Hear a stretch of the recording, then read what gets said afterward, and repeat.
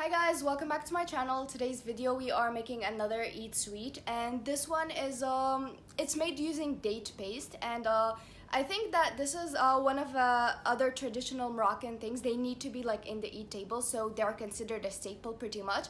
And this one is not really like it's not how it traditionally looks like. It's more of like a modern visual, but the taste is the same as like traditional one. It's just as delicious, and it's beautiful because it's soft. It has that little crunch to it. It's the taste of it's not too sweet, so taste is totally balanced, and it's just super easy to make. So let's show you guys how to make it. For the date filling, you're going to need 250 grams of dates, date paste.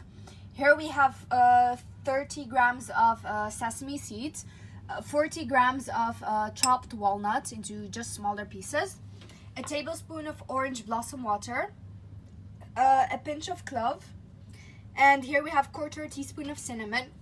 And for our dough, here we have 125 grams of butter, 15 grams of powdered sugar, 30 milliliters of oil, 1 egg, and of course we have flour, which we haven't measured because it depends on. So our first step is the date filling. So in a large mixing bowl, we're going to add in the date paste,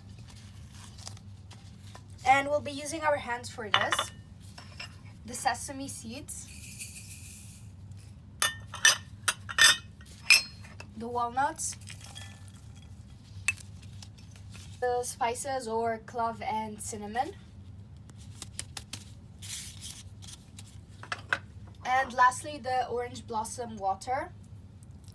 And we're just going to mix everything together until it all incorporates with each other.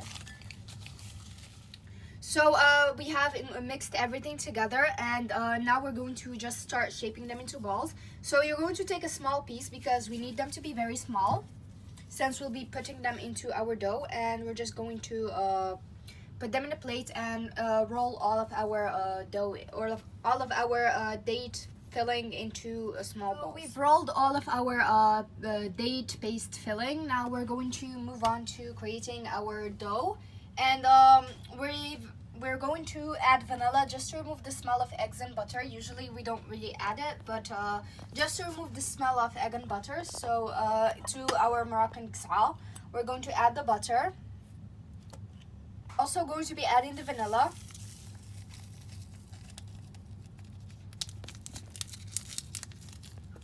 powdered sugar, egg, and lastly oil.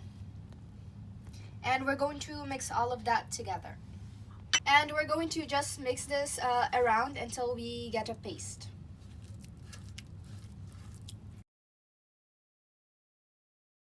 So this is what it should look like, consistency, a paste-like consistency, and it needs to be very smooth. Now we're going to slowly add in the flour, and we're going to sift it, of course. And we're going to add the flour until we get a soft consistency. So we don't want it to be like too heavy or dense, but at the same time we don't want it to be too runny. I'll show you guys the consistency later. This is what the consistency looks like. As you can see, super soft. So now to assemble everything, it's super easy right now. It's no longer that old complicated recipe. So you take a little bit of the dough, and you're just going to flatten it out using your hand, but make sure that you don't flatten it out to be too thin. You take one of these little balls of the paste filling, and you just close it, and you just roll it again.